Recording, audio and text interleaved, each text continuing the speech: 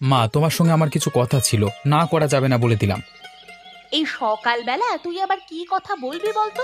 তোর যা জেদ, যদি কিছু চেয়ে বসিস আর আমার যদি দেওয়ার ক্ষমতা না থাকে, তাই নাও করব না আর আগে থেকে হ্যাঁও করব না। শোনো বলছি, আমার 1,000-2 মতো টাকা দরকার ছিল। কি? এত টাকা নিয়ে তুই কি করবি? এত টাকা তো তুই কোনোদিনও খরচ করিস না, আজকে আবার হঠাৎ করে কি হলো? আগে থেকে বিশেষ কিছু বলা যাবে না। 2,000 টাকা নিয়ে কি করছি জানবার জন্য কিছুটা অপেক্ষা করতে হবে। এখন আমাকে 2,000 টাকা তাড়াতাড়ি দাও দেখি। তোকে আমার একটুও বিশ্বাস হয় না। তুই জেদ করে আগে অনেক টাকা নিয়েছিস, এসব টাকা চেয়েও বন্ধু বান্ধবদের সঙ্গে আনন্দ করে উড়িয়ে দিয়েছিস। বলি বাবা, 2,000 টাকা ঘরে আনতে কতটা পরিশ্রম করতে হয় তুই তো বুঝবি না। আগে যা করেছি করেছি, কিন্তু আমি আর আগের মতো নেই। আমি এখন অন্যরকম হয়ে গেছি। এখন তোমার কাছ থেকে টাকা নেব মানে আমি ভালো কাজেই লাগাবো।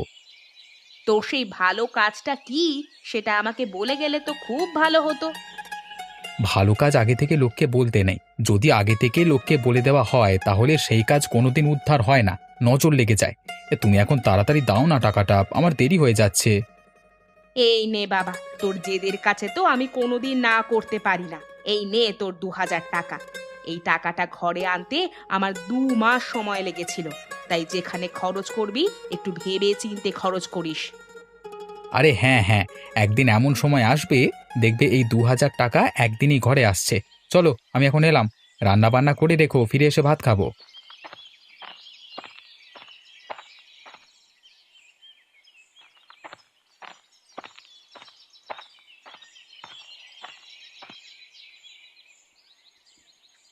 কি গো, তোমার এখনো হিসেব নিকেশ শেষ হয়নি? ও, তুমি এসেছো? না গো, এখনো হিসেব নিকেশ শেষ করতে পারলাম না। গত মাসে দোকানে যেসব মালপত্র তুলেছিলাম সেগুলোর হিসেব আমি কিছুতেই খুঁজে পাচ্ছি না। সবই যেন গরমিল হয়ে গেছে, বুঝলে? গত মাসের হিসেব নিকেশ করে এই মাসে কি লাভ? এ মাসে কি কি মালপত্র দোকানে আনতে হবে তার হিসেব তুমি করো। তুমি বুঝতে পারছো না গিন্নি, গত মাসের কিছু টাকা মহাজন এখনো পাবে। সেই টাকা তো ফেরত দিতে হবে। এখন ওনারা তো হিসেব করে রাখেন, কিন্তু আমার না তাড়াহুড়োর মাথায় করা হয়নি। এখন যদি বেশি টাকা নিয়ে নেন আমার কাছ থেকে, সেটাই হচ্ছে চিন্তা। তোমাদের মহাজন কেমন লোক? টাকা পয়সা নিয়ে কি বদমাইশি করেন? না না, এমনিতে ভালো লোক, কিন্তু সবার মধ্যেই তো একটা ব্যাপার থাকে জানো তো। ধরো আমি বললাম যে আমি হিসেব হারিয়ে ফেলেছি, অমনি তারা তাদের সুদের হার বাড়িয়ে 5-10 হাজার টাকা বেশি নিয়ে নিল। তখন তো আমারই ক্ষতি, তাই না? নাও নাও, সকালবেলা এত মাথায় চাপ নিও না। এখন দুটো খেয়ে নাও, আবার দোকানে গিয়ে খদ্দেররা দাঁড়িয়ে থাকবে। হ্যাঁ, সে না হয় যেতে হবে, কিন্তু হিসেবটা যে কি হবে? তুমি এক কাজ করবে, তুমি মহাজনের কাছে গিয়ে বলবে তাড়াহুড়োর মাথায় আমি হিসেবের কাগজটা আনতে ভুলে গেছি। তারপরে যে টাকাটা হয়েছে সেই টাকাটা ওদের কাছ থেকে একবার জিজ্ঞাসা করে নিয়ে দিয়ে দেবে। সেটা করলে হয়। এখন দেখা যাক, অসুবিধায় পড়লে তখন অন্য ব্যবস্থা নেওয়া যাবে। আগে থেকে চিন্তা করে তো লাভ নেই। ঠিক আছে, তুমি আমাকে খেতে দাও।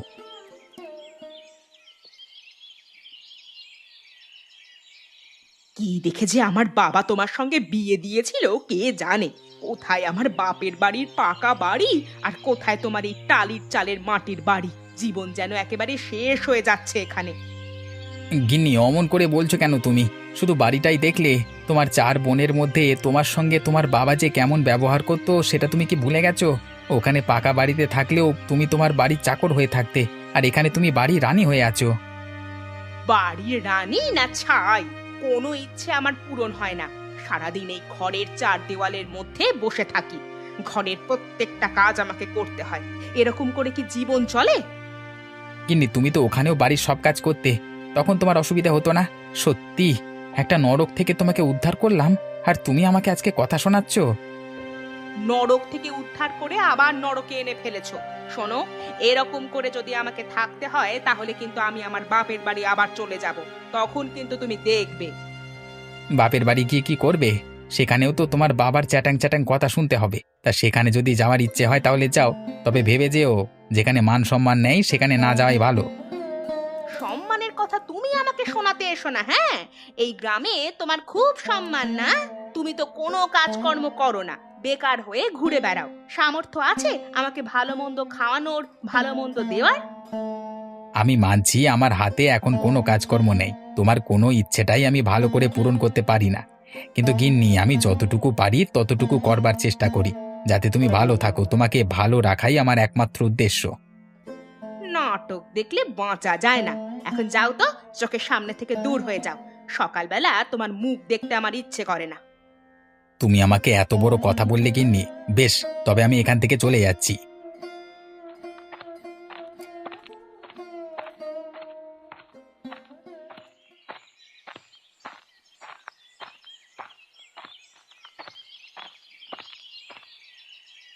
আরে ও মাধবীদি, কেমন আছো গো? আমাদের মুন্না ভাই কেমন আছে? আর বলো না বোন, তোমার মুন্না ভাইয়ের জ্বালায় ভালোভাবে থাকতে পারছি কই। কেন, মুন্না ভাই আবার কি করলো? ও তো ভালো ছেলে একজন। তুমি তো ওর জেদ দেখোনি, তাহলে বুঝতে। আমি কষ্ট করে এদিক সেদিক থেকে টাকা পয়সা সংগ্রহ করে জমিয়ে সংসারটা কোনো রকমে ভালো রাখবার চেষ্টা করি, কিন্তু ও হয়েছে জেদি ছেলে, শুধু টাকা পয়সাগুলোকে নষ্ট করবে। আসলে ও তো এখনো ছোট আছে, ওর বুঝতে একটু সময় লাগবে। ও যখন সংসারের কষ্ট বুঝতে পারবে, তখন ঠিকই দেখবে সংসারের হাল ধরবে। কিন্তু কবে বুঝবে বোন? সারা জীবন খেটে খেটে আমার শরীর ভেঙে পড়ছে, আর ওই ছেলে এখনো শুধুই আনন্দ করছে, ঘুরে বেড়াচ্ছে। আমি বুঝতে পারছি গো দিদি, তুমি ওকে একটু ভালো করে বোঝাও। এ যুগে কাজকর্ম না করলে কিছুই হবে না, কাজের প্রতি ও যেন মনোযোগ দেয়, সেই নিয়ে কথা বলো। আর কি বলবো, সারা দিন বলে বলে ক্লান্ত হয়ে গেছি। আজকে সকালেই দেখো না, 2000 টাকা আমার কাছ থেকে নিল, বললো ভালো কাজ করবে। আমি জানি না বাবা কি ভালো করবে। বলো কি, 2000 টাকা? 2000 টাকা আয় করতে কতটা সময় লাগে বলো তো? সেটা ওকে বোঝাবে কে? এখন দেখা যাক ওই টাকা দিয়ে সে ছেলে কি করে। ও যদি শুধু শুধু টাকাটা নষ্ট করে, এবার ওকে আমাকে কথা শোনাতেই হবে।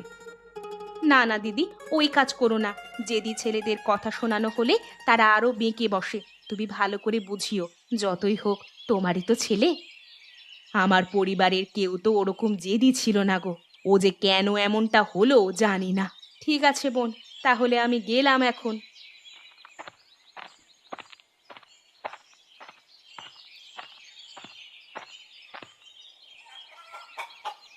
রতন কাকা, আমি এসেছি গো।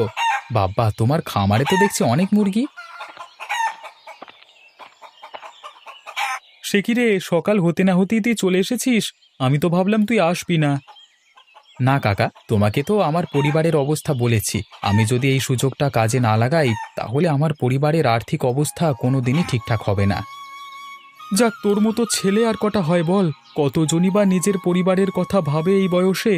আমি তো জানি তুই ভালো ছেলে, আগেও কত কি কাজ করবার চেষ্টা করলি, কিন্তু বাকি লোকেরা তো কাজ দেওয়ার নাম করে তোর কাছ থেকে টাকা মেরে নিয়ে চলে গেল। তাতেও তুই হাল ছাড়িসনি দেখে আমার খুব ভালো লাগলো। না কাকা, খুব খারাপ লাগে জানো। আমি তো এখনো পর্যন্ত এক পয়সাও আয় করতে পারলাম না। সেসব টাকা আমার মায়ের, জানো। আমি এক প্রকার জোর করে টাকা পয়সা নিয়ে চলে আসি বলে মা কিছু বলতে পারে না। তা কাকা, তুমি আমাকে 2000 টাকা আনতে বলেছিলে, এই নাম এনেছি। যাক, তোর উপর তাহলে ভরসা করা যায়। আচ্ছা, আজকে তোকে আমি খুব ছানা মুরগি দেব। তো এই মুরগিগুলো কিন্তু বেশি বৃদ্ধি পায় না, মাত্র 3-4 দিন প্রতিপালন করবার পরই তুই এগুলো অনায়াসেই বাজারে বিক্রি করতে পারবি। তাহলে তো খুব ভালোই হয় কাকা।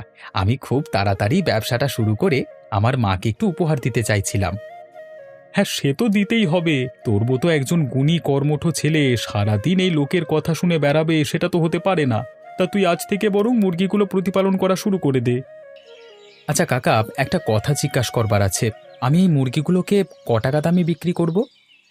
সেটা তোর উপর নির্ভর করছে। তুই চাইলে 10 টাকাতেও বিক্রি করতে পারিস, আবার চাইলে 100 টাকাতেও বিক্রি করতে পারিস। ঠিক আছে কাকা, আমি আমাদের গ্রামের পরিস্থিতি দেখে বুঝে জেনে সেই অনুযায়ী একটা দাম ঠিক করে ব্যবসাটা শুরু করে দেব। তুমি আমাকে মুরগিগুলো একটা ঝুড়িতে করে দিয়ে দাও। ঠিক আছে, দিয়ে দিচ্ছি।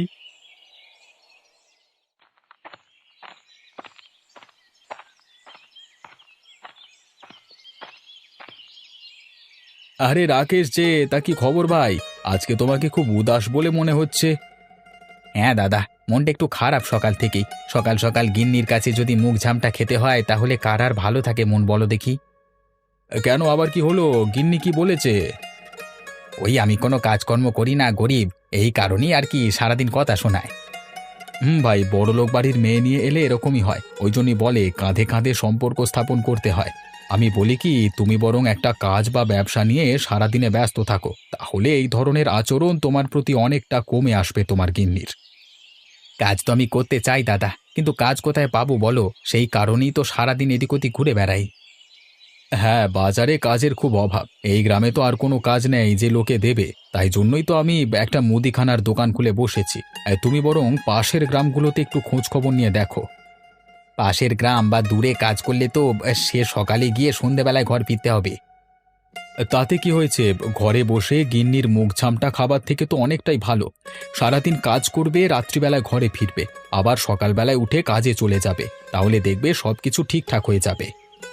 ঠিক আছে দাদা, তুমি যখন বলছো আমি তাই করব। তোমার কথার ফেলবো না। এখন ভাগ্যে যা আছে তাই হবে, দেখা যাক। তা তুমি এখন যাচ্ছ কোথায়? কোথায় আর যাবো, তোমার সঙ্গে একটু দেখা করতে এলাম। ঠিক আছে দাদা, তুমি তাহলে দোকান দাও, আমি পরে আসবো, কেমন?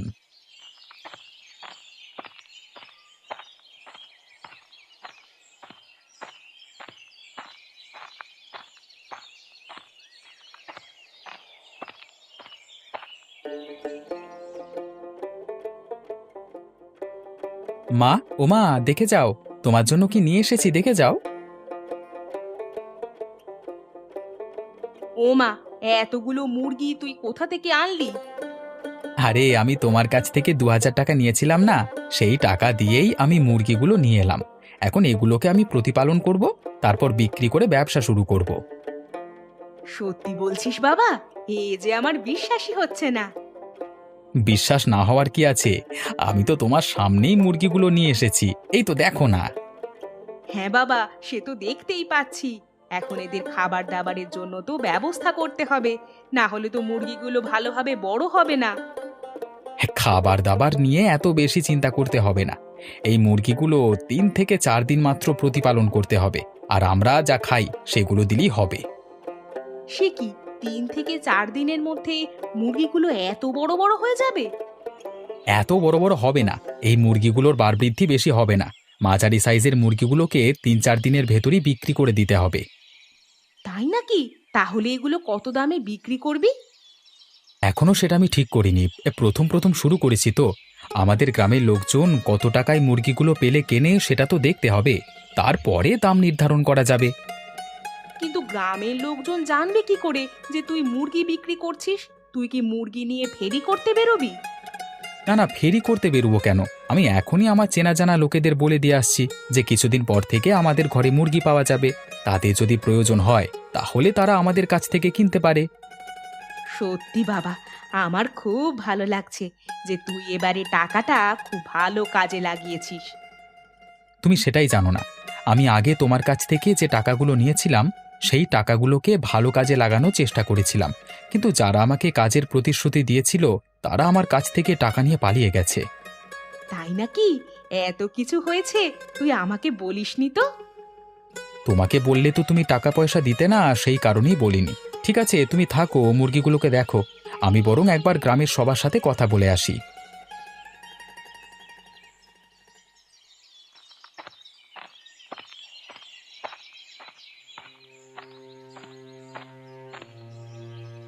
এ কি হলো তোমার? এত রক্ত! তুমি পড়ে গেলে কি করে? এই যে তোমার মাথা ফেটে গেছে। আরে আরে আরে, এ তো মনে হচ্ছে অজ্ঞান হয়ে গেছে। আমাকে এক্ষুনি ডাক্তার ডাকতে হবে।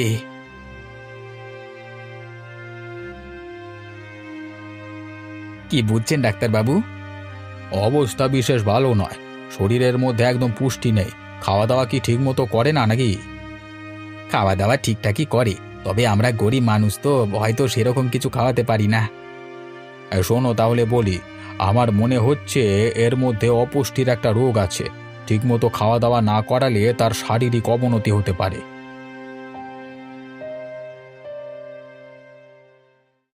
আমার মাথাটা এরকম লাগছে কেন? কি হয়েছে আমার? আরে মা, তুমি মাথা ঘুরে পড়ে অজ্ঞান হয়ে গেছিলে, তারপর মাথায় আঘাত লেগে তোমার মাথাটা ফেটে গেছে। কিন্তু তোমার হঠাৎ করে এরকম হলো কেন? আগে তো কোনোদিন। না গো, তুমি জানো না, আগেও আমার এরকম হতো। ছোট থেকেই আমার অপুষ্টির রোগ। এই কথাটা বিশেষ কেউ জানে না। সেই কারণে আমার বাবা আমাকে দেখতে পারে না, কারণ আমার পিছনে অনেক টাকা খরচ হয়েছিল। তার মানে তোমার রোগের কারণে তোমার বাবা তোমাকে দেখতে পারতো না? হ্যাঁ, আর সেই কারণেই তোমার সঙ্গে আমার বিয়ে দিয়েছিল। আর তারপর থেকে আমাদের সাথে আর কোনো সম্পর্ক রাখে না। আসলে আমরা যে গরিব, এটা একটা অজুহাত। আসল কারণ হচ্ছে, যদি আমার রোগের আবার বাড়াবাড়ি হয় এবং তুমি আমার বাবার কাছ থেকে টাকা চাও। উনি ভাবলেন কি করে যে আমার স্ত্রীর রোগ সারাতে আমি ওনার কাছ থেকে টাকা চাইবো? তোমাকে আমি অনেক কথা শুনিয়েছি। আসলে আমি চাইছিলাম যে তুমি অন্তত অর্থনৈতিক দিক থেকে সচ্ছল হও, কারণ আমার রোগ আরো একবার দেখা দিলে তখন তোমার ওপর খুবই চাপ পড়তো। হ্যাঁ মা, কথাটা তুমি ঠিকই বলেছ। তোমাকে তো প্রত্যেক দিন ভালো মন্দ না খাওয়ালে তোমার শরীর অবনতির দিকে যাবে। যখন আমি ছোট ছিলাম তখন একবার এক ডাক্তারবাবু আমাকে বলেছিলেন যে প্রত্যেক দিন মুরগির মাংস খাওয়াতে। হ্যাঁ মা, প্রত্যেক দিন মুরগির মাংস, তার সাথে ভালো ফলমূল শাকসবজি। এখন এসে তোমাকে কষ্ট করে হলেও এসব কিছু জোগাড় করতে হবে, না হলে তোমার স্ত্রীর শরীর কিন্তু হ্যাঁ ডাক্তারবাবু, আমি আজকের পর থেকে আমার স্ত্রীর প্রতি অনেক খেয়াল রাখবো। আমি ওকে সুস্থ করে তুলবই তুলবো। আমাকে ক্ষমা করে দিও, তোমার ওপর এইভাবে আমি বোঝা হয়ে থাকতে চাইনি। তুমি এরকম কথা বলো না, তোমাকে ভালো করবার দায়িত্ব আমার।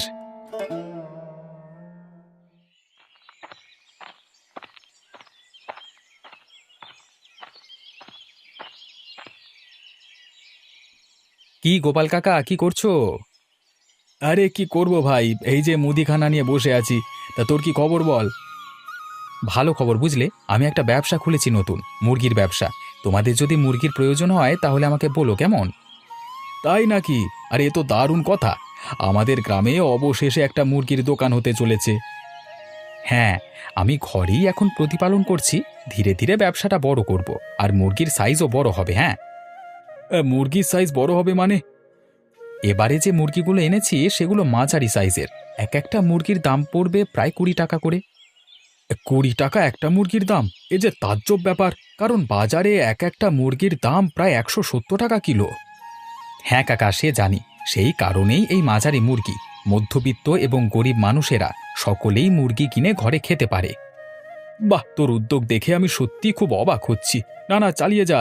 আমি তোর কাছ থেকে মুরগি কিনবো, তোর চিন্তা নেই কোনো। তা কবে থেকে বিক্রি শুরু করছিস? কালকে থেকে কিছু কিছু সাপ্লাই শুরু করব। তোমার লাগলে আমাকে খবর দিও। হ্যাঁ, আমি যেয়ে তোমার ঘরে দিয়ে আসবো। ঠিক আছে মুন্না, তুই চালিয়ে যা। মুরগির ব্যবসাটা তোকে উন্নত করতেই হবে।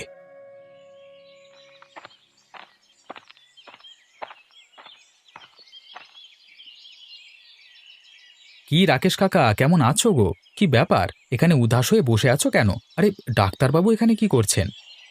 আর বলিস না ভাই, তোর কাকিমা পড়ে গিয়ে মাথা ফাটিয়ে ফেলেছে, তাই ডাক্তারবাবু এসে তার চিকিৎসা করলেন। সে কি, হঠাৎ এরকম হলো কেন? রাকেশ ভাই, আমি তবে চললাম কেমন? আর মনে রেখো, বৌমাকে ভালো মন্দ খাওয়াতে ভুলো না যেন। কি ব্যাপার, কি হয়েছে আমাকে খুলে বলো দেখি। আসলে তোর কাকিমা অপুষ্টিতে ভুগছে। দেখ না, আজকের পর থেকে প্রত্যেক দিন মুরগির মাংস খাওয়াতে হবে, তার সঙ্গে ভালো ভালো ফলমূল, আরো কত কিছু। আরে বলো কি, এত সব করবে কি করে? জানি না জানি না, তবে আমার কি করতে হবে, না হলে তোর কাকিমা ভালো থাকবে না, বুঝলি? তা কিছু দরকার ছিল নাকি আমার সাথে হঠাৎ আমার কাছে এলি? আমি আসলে আজ থেকে একটা মুরগির ব্যবসা খুলেছি। সেই কারণেই গ্রামের লোকেদিকে বলে বেড়াচ্ছি যে যাদের মুরগির মাংস খাওয়ার দরকার হবে তারা যেন আমার সঙ্গে যোগাযোগ করে। ও তাই নাকি? তাহলে তো খুব ভালো। অবশেষে তুই একটা ব্যবসা খুলে বসলি। যাক, তোকে সবাই জেদি ছেলে বলে বেড়াতো, এখন দেখছি তোর মতো জেদি হওয়াই ভালো ছিল, বুঝলি? তোর মতো বয়সে এত ভালো একটা ব্যবসা কেই বা শুরু করতে পারে বল? তা মুরগি কত করে বিক্রি করছিস? আমারও তো দরকার এরপর থেকে। বাকি লোকেদের জন্য আমি 20 টাকা প্রতি পিস বিক্রি করছি, কিন্তু তোমার জন্য সেই মুরগির দাম হবে প্রতি পিস 1 টাকা করে। কেন? আমার জন্য দাম আলাদা কেন? আসলে কাকা, আমি এই ব্যবসাতে নামবার আগে প্রতিজ্ঞা করেছি যে আমি সাধ্যমতো চেষ্টা করব যাতে সকলে এই মুরগির মাংস খেতে পারে। আর এখন থেকে তো তোমাকে প্রত্যেক দিন মুরগি কিনতেই হবে কাকিমার জন্য। এত খরচ করা তো তোমার পক্ষে সম্ভব নয়, তাই তোমার জন্য মুরগির দাম 1 টাকা। এখন কাকিমাকে সুস্থ করে তুলতে হবে। সত্যি মুন্না, তোকে দেখে শিখলাম ব্যবসাতে শুধু টাকা টাকা করলেই হয় না, এক বিরাট বড় মনুষ্যত্ব থাকতে হয়, ঠিক তোর মতো।